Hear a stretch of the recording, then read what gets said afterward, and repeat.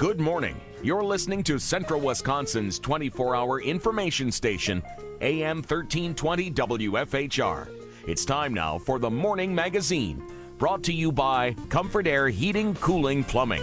And welcome to Morning Magazine for this November 20th, 2019. Your host, James J. Maloff, here today, and I am joined by Wisconsin Rapids Mayor Zach Vruwink. Good morning, Mayor. Good morning. We also have Wisconsin Rapids Community Media in with us, and Joe is there. Good morning to you, Joe. Appreciate you joining us. I want to remind everybody out there that the mayor is open to taking your phone calls and your questions at 424-2600. That's 715-424-2600. And you might want to get those calls in early because you're going to be leaving us a little about like 40 after or so. That's right. Probably right before the second break. Okay, and you being the class act that you are, sir, you brought in somebody to kind of cover for you and everything. So that's right. I've got the police chief is going to be joining for a bit of the tail end of the show this morning to talk about some of the things that he's been working on in the police department. Oh, we'll be very happy to have him in. That's great. Sir, I did want to give you a second, though. I know that you knew Carl, well, like many of us out there and everything. I just wanted to give you a second to touch on that if you wanted. Yeah, certainly wanted to acknowledge the impression and the impact that he's made on me. Certainly, as I've gotten into the routine to be on air on a monthly basis, he was definitely an inspiration, as I think I shared in some of the reports or posts that I had made about him, and appreciate everything that he's done for us in this community. I think that's something that it dawned on me as I reflected on his life and his impression on me, that I remember my grandmother having the kitchen radio on AM 1320 all the time as a kid when I was out visiting the family farm and visiting my grandparents. And so and I was like, gosh, I knew Carl or knew his voice way before I even remember as an adult. So I know he had an incredible impression on everyone that tuned in and listened, and certainly appreciated his off-air comments and remarks about things. He was a human like the rest of us, and has had his opinions about things. Yeah. And but certainly thank the community for recognizing the impression that he's had on this place, and as the mayor, know that he was just as much of a cheerleader and champion for this place as I am, and try to be every day. So he'll be sorely missed, and I always expected or thought in the back of my mind that man would be walking in the studio one day, or I may show up. No disrespect to you, that he would be the person that I would be on the interview. Absolutely, the interview with again. But so certainly cherish those memories and thoughts personally. So thank you for the time. I very well said too. And I used to joke to him all the time that I was just a backup quarterback, just trying to get us to the playoffs here and everything. And he would flip it around on me and everything. No, you're starting now. It's the biggest thing that I can say out of all of this is, as much as all of us around here, and specifically that woman out there, are feeling right now, it feels so good to see so much of the community adding to your sentiment right there, and speaking to what he did for this community, how much he loved this area and the people in this area, and he was a champion for it. And I like to think that it's on the rest of us now to keep that up, that energy going and feeling going. And you're certainly one of the people that he enjoyed, loved talking to, and talked very highly of you on and off air. And I think he would be pretty excited about this too, and congratulating you, because you were elected the 102nd League of Wisconsin Municipalities president. Congratulations on that. That's right. What was that like? How was that feel? Well, I've been on the board for a couple of years. The League of Wisconsin Municipalities is the state association. I think we've talked a bit about that organization in the past as it relates to the efforts to promote city interests in the state budget or at legislative level. And so now to be at the helm of the board of directors is quite an honor. I'll be doing it for the next year, at least the next 6 months, and perhaps longer. But fortunately, the responsibilities are not much more than what I was already accustomed to as a board member. But from an exposure, the city gets exposed now to legislators and to others that we wouldn't necessarily otherwise come into contact with. And I think as the league looks forward to diversifying financial revenue streams for municipalities, taking a look at the relic age-old property tax system that, while it served Wisconsin well for a lot of years, that's something that's a priority under my tenure over the next foreseeable future, is to discuss with the legislature the variety of options as it relates to financing cities and villages. And in our city, folks that might be on a fixed income or struggling to pay their bills, and everyone, there's just I believe, a disproportionate burden that we place on the property tax system. And so we fixate our feelings of local government based upon that property tax bill that folks will be getting here in a couple of weeks. And it's not necessarily serving cities and villages well, because in cities like ours, where we're fairly established and built out, there are certainly opportunities for redevelopment, but there aren't a lot of physical growth boundary abilities for us. The property tax is regressive. It doesn't promote effective means for us to finance our operations. So costs of doing business increase annually, and when our property tax doesn't keep pace with those, then we're faced with chiseling away or whittling down public services at times. Certainly the effort is always in existence to find more efficient and cheaper ways to do business, but sometimes we're faced with more drastic decisions to reduce service levels when because in fact the property tax system is not meeting our needs. So as it relates to my official role as mayor, but also my additional responsibility as a board member and now president of the board, is to continue to educate folks about the property tax system, as well as all the multitude of other issues. One of the other issues that we're starting to talk with folks about is the fact that just a couple of blocks from here is the county paving plant, asphalt plant. We can't use that paving plant, despite it being in our city. We cannot use that plant because of state law, and that changed in 2012, shortly around the time of a sweeping road building measures. And previously, the county used to do a lot of paving for the city, and because of state law, we're prohibited from doing that. And as a result, we don't have any bid situations for competition for paving services. So costs there's just no honesty in the bidding process as it relates to that particular issue. That's one of those issues that I didn't want to bring up necessarily on air because I wasn't sure of the whole scenario. Sure. And I never like putting people on the spot. We've talked about this before. Gotcha journalism just doesn't work. Yeah. It's kind of a joke, really. It's low-hanging fruit. Yeah. What I'd rather do is get to answers and get to real information. And I appreciate you bringing it up because a lot of people do know about that problem because it is a problem. Yeah. But don't necessarily know why that's that way, why we can't use it and everything. They just know that they know A, C. They don't know B. So why is it that's that way? That's state law. Well, lobbyists, I believe, road builder lobbyists wanted to remove county entities as competition for road building and paving projects, and as a result, as I mentioned, we have no competitive bid processes. We've got one bidder all the time, the local American Asphalt, which is the only company that can do that work, or that currently does that work in our area for paving projects within the city. And so we've done some preliminary cost analysis, and it generally costs us 40% more to perform the same amount of paving as a result of no competition. And so, it's those legislative tweaks that, day-to-day residents don't concern themselves with because it doesn't affect them, but it does affect us in the sense that financially it impacts cities. And so that's one of the things that personally I'm fighting for because it's right in our backyard, and the legislature should fix that. And I don't think all the legislators agree. They don't necessarily feel that county should be performing those services, but heck, if our county taxes, my county taxes, property taxes are paying for an element of that asphalt plant, I should be able to use those services in my city. Absolutely. Where I'm also paying taxes. So I think that's something that, like all the multitude of other issues that the legislature or even the League of Wisconsin Municipalities deals with, we're the voice of cities and villages. And so, I want to make sure that Wisconsin Rapids issues are amplified and at the table, as I've continued to do, and will do so now as president of the board. And it's one of those things, too, where it's a part of the reason you were elected. It's part of the reason why you're in the position you are, to be the voice for many, many people. Yeah. And so it's all the more reason why I really do appreciate you bringing it up and tackling this topic, because it's one of those ones where there is no shortage of, or there's no reason why we shouldn't be shortchanging ourselves here. This is an outlet that we could be using to help, put money into our community and everything. And then we can't afford to take any of that away. Right. Nobody can afford that. So even if we were Beverly Hills, we couldn't afford that. Right, So I mean, right. It is a little kind of.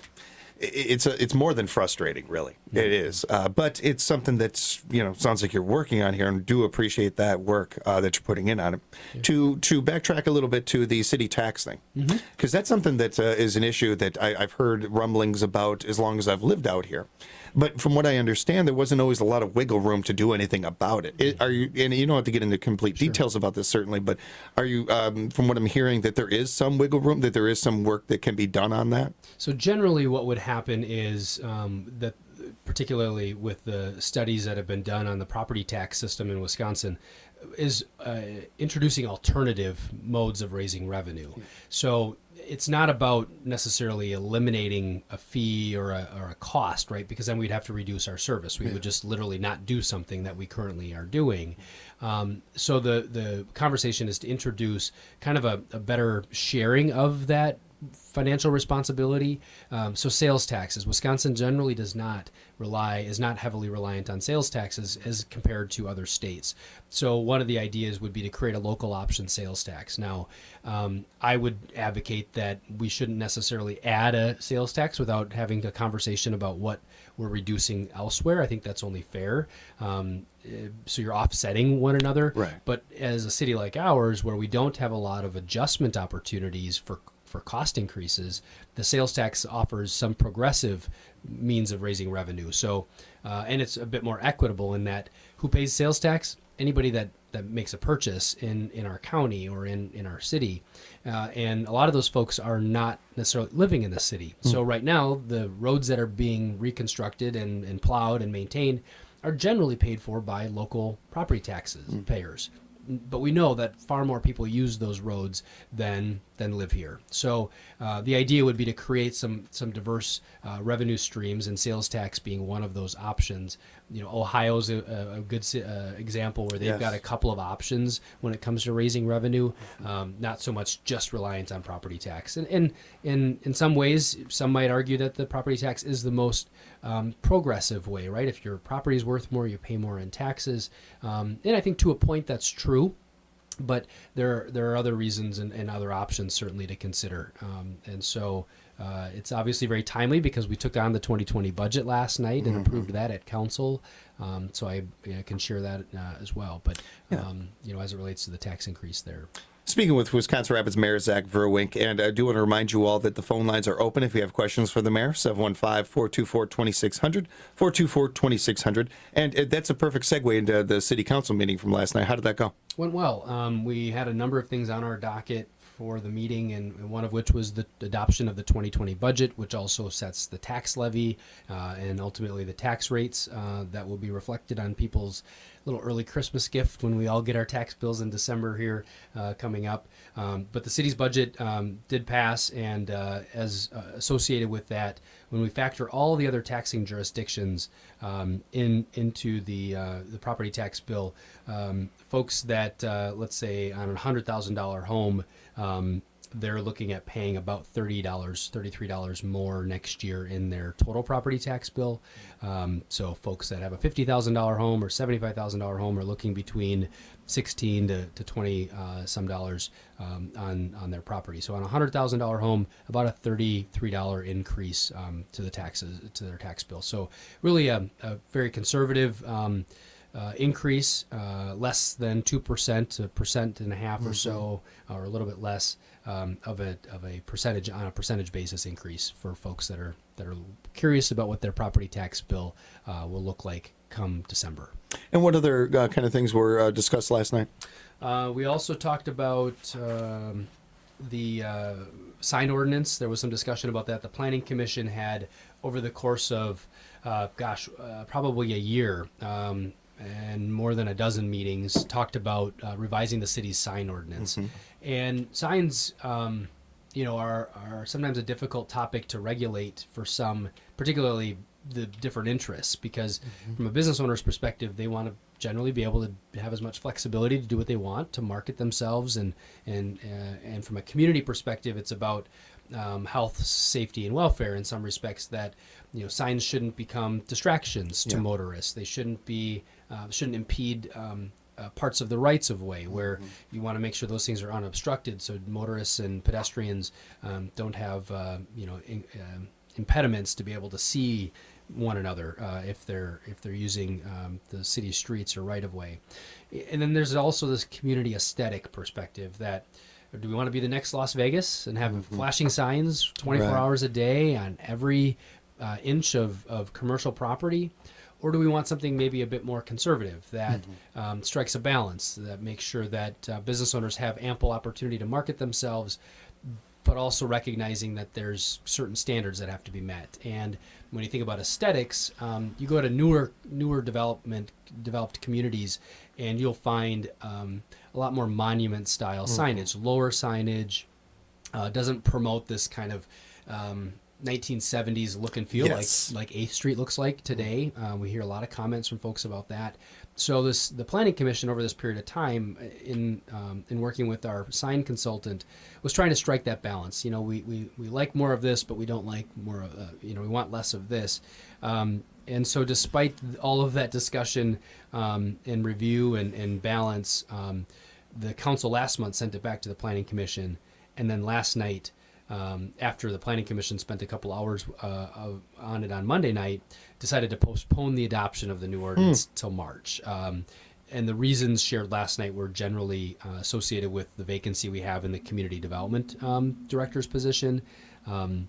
That person is really responsible for enforcing it, though their staff in that department are generally responsible. So that sign ordinance as of now will be held off postponed until the March timeframe. And the ordinance itself is one of those things that I think a lot of people are they're learning more and more about why it's an important thing. I think for some that didn't know that it was an important topic. Yeah. You touched on it for a number of reasons there too, because we're trying to balance a lot of things here. I don't think anybody wants to turn into 70s Vegas, right. And I think that's a really good point there, and I appreciate that you mentioned it too, because it's not taking we're not taking any shots at anybody. We're trying to bring everybody a better kind of format, and to hit your advertisers as much as possible, to hit your peak as well as you can. Yeah. It is never been harder to sell than today in 2019. Almost everything's been done, and every kind of advertising angle has been taken in that. Right. So I think a lot of us understand where businesses are coming from, and that they're trying really hard to come up with new things and do different things to bring people in. Yep. Well, one of the things that needs to be done is to kind of update that, is to kind of come into the 2019. We're going into a new decade, and with that comes new changes. And certain things that need to be updated. So when we talk about, I think going down 8th Street is a great example of that. We're proud of all those businesses, and we want those of us that lived in this area long enough time, we know that we want to keep 8th Street popular. We want to keep businesses down there and everything. But it doesn't do anybody any favors if the signs are, especially when it comes to people like ourselves that have lived here long enough, and you've gone down 8th Street, a billion times? You don't look at the signs as often as you do. You know all those things already. So we want to keep new. Every business wants to do the same thing. They want to bring in new people, but you want to take care of your core audience as well. That's right. And part of doing that is kind of updating this. Is kind of going into the new decade that we're going in, the new century, really. That's right. And the sign ordinance, we do have an updated, we called it kind of an interim update to the sign code. So we've attempted to kind of tone down the noise, right? That, chains are generally the most receptive to addressing good sign standards and being willing to work with the community, because they've got standards that they operate in a lot of communities. Our local businesses generally want to do something, and that's what they've got in mind, and so having to change that idea might be a bit of a challenge for them. For our listeners that are interested in reading the sign ordinance, it's not a very heavy read. As we introduced the new zoning code earlier this year, it's much more digestible for the layperson. that isn't working in code and administrative code every day. So I would encourage people to go to the city's website under community development and check out the proposed sign ordinance. We also held an open house in early fall to make people aware of it, come in and discuss the changes, this as well associated with the sign ordinance changes. Excellent. Again, we're speaking with Mayor Zach Vruwink, and we are going to take a very short commercial break. We'll be back with more with the mayor on Morning Magazine, AM 1320 WFHR. It is 35 in Stevens Point, Marshfield, and Wausau, 37 here in Wisconsin Rapids, where we are joined by Wisconsin Rapids Mayor Zach Vruwink. And we're not going to complain about 30s in November. No, I mean, that's a Midwest mentality right there. We're actually happy about that 37 we've got here. We have some other council items to discuss from last night and everything. If you wouldn't mind diving into those. Sure. Some pedestrian and bicycle safety improvements. There were some grant dollars we were able to receive on behalf of the health department from UW-Madison to add some pedestrian accommodations, one of which is particularly at the Jackson Street Bridge, just over the bridge between the Mead Rapids View Park and Veterans Park, which are currently going through some renovations and enhancements, adding some pedestrian flashing lights in that there. Speaking of Jackson Street, this item was held over, but it was just reported this morning, the reconstruction of West Jackson Street, so that's near the Expressway, West Grand Avenue in front of City Hall, and then down to the bridge near Verso. And that corridor is planned for reconstruction in 2022, with design potentially 2021, but likely 2022. And the introduction of a roundabout to remove the traffic signal at West Grand and Jackson. If I sat there on my way over here and there's no traffic, and I know I hear a lot of complaints from residents, so that'll be a welcome improvement, I think. We're a bit more accustomed to roundabouts, and fortunately, we're not going to roundabout ourselves to death in this town. If we have 3 of them, I think that's an ample amount in comparison to some of these places where there might be a dozen. I tend to like them because they keep traffic moving. You don't pay the utility costs of an electric traffic signal. One of the statistics that stuck with me, just to have a traffic signal at intersections, about $20,000 a year between the interconnect of the phone or internet service that has to run that, as well as the electrical costs. So Roundabout has a big old goose egg in terms of the ongoing hard cost. That was a really interesting stat. Yeah. That is something right there. I kind of grew up with roundabouts, especially where a lot of my relatives are from in Naperville in Illinois. Sure. But the one thing that everybody from Naperville in that area will say is there are way too many roundabouts. Yeah. It's the first thing I thought of when he said that they have like about 18,000 roundabouts. A little too many. Yeah. The 3, not only for a community of this size does that work, but especially after hearing that statistic, again, coming back to we want to put as much money into the community as we can. Yep. That's money that we're saving, putting back into our community. So, I mean, there's another great reason of a roundabout. Yep, definitely. And I, from talking to a lot of listeners, when they first came about, it was one thing. Now I hear no complaints about them, really. People understand how to use them and everything. And I understand it can take a little bit of getting used to. But once you get the hang of it, it's really, it's so smooth. Yeah. It just really is. It's one of those things where, like you just touched on, you're not sitting there waiting when there's nobody else around. You just go. And one of the things I like about roundabouts, it kind of makes you you have to rely on each other. Yeah.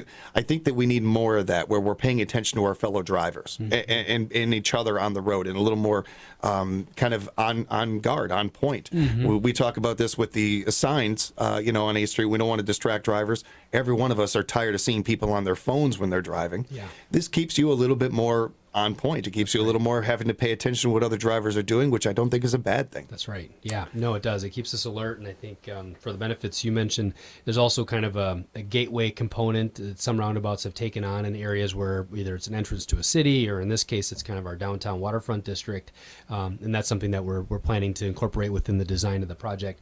So last night's decision was to proceed with a consultant, and there was no selection of the actual consultant, but the design process will be selected, and then we'll go through into 2020, and then ultimately construction thereafter. Excellent. So great improvement, another infrastructure street improvement in the heart of our city. We were just talking food off air, Yeah. and one of the things that I always use as a selling point of Wisconsin Rapids is our food. We've got some great businesses around here, that have been around a long time, and Misty's Menu and Culver's and certain establishments.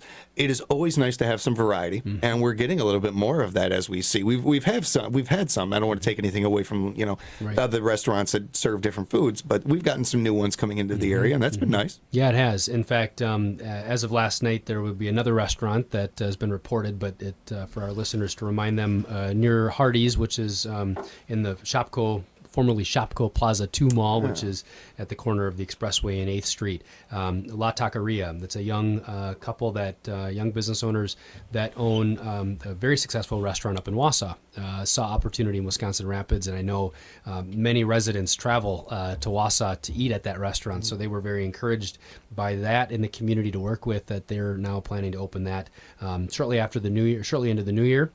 So we were able to give them a Class B and Class B liquor license last night to support their operations. Do we know where they're going to be located? Yeah, so they tore a building down right near Sherwin-Williams Paint by the Waterworks car wash in that area, in that strip mall. Okay, and I think a lot of us have seen the construction going on over there. I didn't know what was going on. That's interesting. Okay, Yeah. and that's a good spot for them. Yeah, it is. It's very visible, and they saw, as they told me, they saw opportunity in the community. There's not a lot of ethnic or non-traditional food options, and so they wanted to be a part of that. And they also shared that they recognize in the future there's going to be more activity again at that area.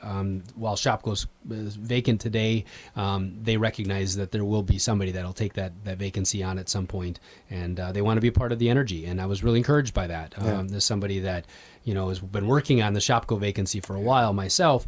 Having other people see vision and see opportunity in the community is really encouraging. And that's exactly what I wanted to dive into right there, because you've been doing this for a while now, and when you first started and got into this, you had your eyes wide open, and you were really hungry to make this area what it's getting towards, we're getting there. So kind of a two-part question here. How does that feel to be doing that? And also, how do you feel also on the other side of it, of how much work, what work there is to be done yet? Sure. It's a great question. I think in just the amount of new small business openings, some folks gauge a community's success by how many franchises or chains or that type of thing a community can attract. But let's face it, a lot of those dollars don't stay local. And I think the reality with the amount of small businesses, whether it's the new bakery downtown, the Short and Sweet Cakery, or the reopening of Gremler's over here on the west side, La Taqueria that we just talked about, or Hokkaido, the new sushi and Japanese restaurant on 8th Street that took a vacancy that had a building that sat vacant for at least the last 10 years, if not the last 15. It was Chicks and Wings at some point ago, and then it was the Chalet, and really exciting to see. In fact, I had lunch there yesterday, and it's exciting to see them grow. I walked in there, he's hiring another sushi chef. So, to see businesses that take a chance, the community supports them, and then they look at growing already is pretty encouraging in a short period of time. And I think, from a community vision standpoint, a lot of it is believing in this community as a place of business opportunity, as a place to raise a family and to grow. I think in the areas where there's been a lot of successes in housing, that area, when it comes to apartments are a great landing spot for somebody that's looking to take a job in a place or to check a community out. That may not be a permanent long-term solution. They probably would like to own a home, particularly because a mortgage on a home in some cases is less than some apartment units and rental options. But if they don't have the money for the down payment or something else, an apartment offers, and that's something that has been wildly successful, I think, in our community as we've supported housing options in that particular area. Yeah, it's funny with the area developing the way it is, and things growing, and we touch on this every time that you're in about how excited we are for 2020 and some of the big things that are coming with that year and everything. We've also been talking a lot these past couple weeks about Carl, and one of the things that him and I would talk off air a lot about is it's great to we want to see the world, and there's a lot of young people, especially graduating high school, and that they want to go to college here, they want to do that, but it is that's fantastic. We encourage people to do what they want, but to be able to, it means something else to be here, and to what are you going to do to make this area better? What are you going to do to make your hometown better? Right. And it's been so interesting to have so many different guests in Morning Magazine on, and whether I'm talking to them on or off air, them saying how, I moved away from the area, but I wanted to come back and I wanted to do this here. And some of them, including very recently, saying how, well, I saw that things were, how things were developing here, and I wanted to get back to my neighborhood. I wanted to get back home. And we're seeing more of that. We're seeing people like reasons like they don't just want to stay here. They want to make it better. They want, what are you going to do with your time here and stuff. That's right. And I think that's it's great to see. And I imagine that for you in your position and where you were coming from in the beginning of all of this, because it was a big hill to climb. It is, We had I don't want to ostracize anybody with this comment or anything here, but we had a section of the city that kind of didn't see much of a problem. They were kind of okay with just kind of going with the status quo and how things were. Yep. There was quite a few of us that saw, not problems, but things that we could improve on and get better. And that's where you kind of, I believe, really came in. And that was something that you were a big believer of and still are. And we see how that's grown. We see how that is developing. And that is something that I feel like we can all gain some strength from that, all gain some pride in that. And for you then on that other part of that question, the work that's left to be done, there is a lot down the line. How do you feel about that? How do you feel? Are you encouraged? Do you feel good about it? Are you excited? Well, I think it's kind of a mixed bag in that, Sure. I think there's a celebration element in the successes and the investments that the city is continuing to make. I think the work to be done is continuing to plan for the future, having long-range plans, even if it's a 5-year plan, from an infrastructure management, maintenance, and replacement standpoint. Something that we've adopted in recent years is, what is our 5-year plan? Where are the areas where we're going to be doing our maintenance? Where are the areas we're going to be doing our reconstruction? Because without a plan, you're flying blind. And this community is owed the best for itself, right? And there's so much potential, and I think in realizing that potential, you have to be planning. There's an element of planning, and then there's an element of just implementation and execution. It was something when I first was elected, was we reviewed the past plans that our community had adopted, and tried to take a fresh approach to implementing those plans, and not necessarily to ignore the reasons why maybe things didn't get implemented in the past, because a lot of times it's conditions of readiness. Maybe it's economic certainty, maybe it's financial resources, maybe it's political will to accomplish something.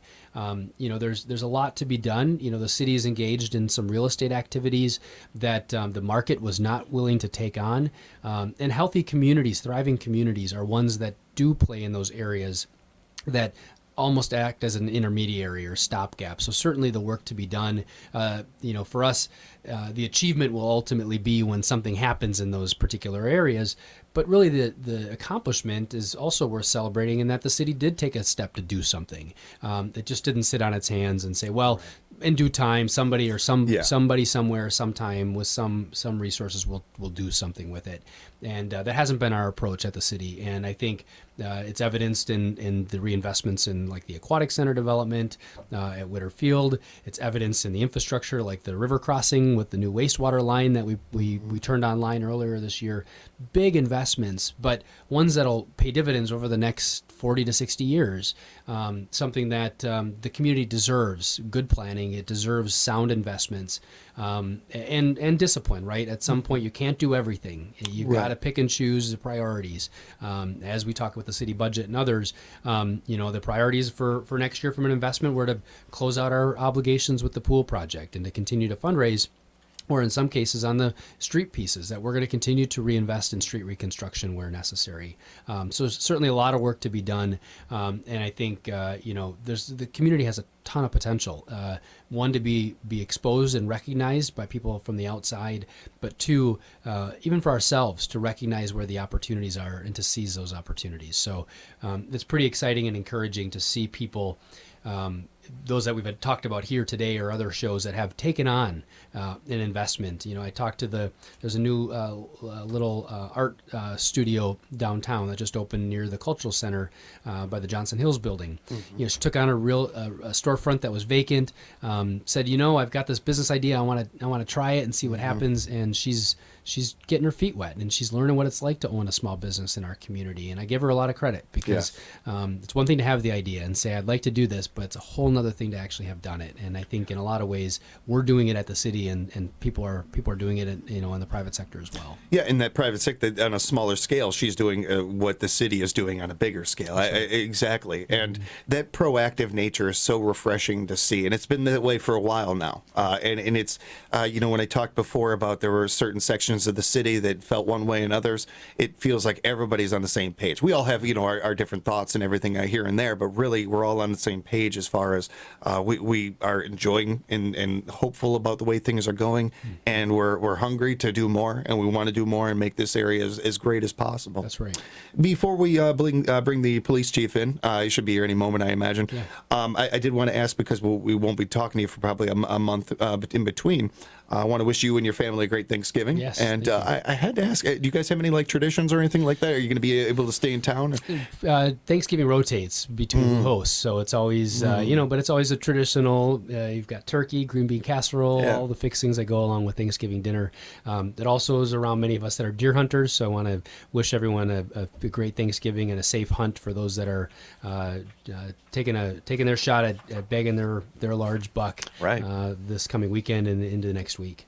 Do you have a favorite dish or a favorite part of the food wise? Because I mean, really, Thanksgiving's all about the food. Well, it really, generally, and family and all that stuff that's important too. But well, I guess selfishly, it's generally around the time of my birthday. So my birthday's on Sunday, and so sometimes I share a birthday with Thanksgiving, but we generally have birthday cake on my birthday or on Thanksgiving, and so it's generally a Dairy Queen cake is the go-to for my long-standing birthday cake tradition. A very happy birthday to you, sir. Thank you. Yeah. What's it like to be turning 27? How does that feel? Or some people say 22 or whatever. Yeah, yeah. Joe, back me up on that. I mean, doesn't he look like 27 or something? Add 10 years. I appreciate that. No, I've got a few grays. Actually, more than a few grays creeping up on me. But thank you. We're lucky to have you as our mayor. We appreciate you, and you're doing some great work, sir. Keep it up, and have a great birthday and a great Thanksgiving to you and your first. All right. Thank you so much. Well, I'm sure we'll have the police chief in soon here. We will talk with him then. We're going to take a very short break, and we'll be back with more Morning Magazine right here on AM 1320 WFHR.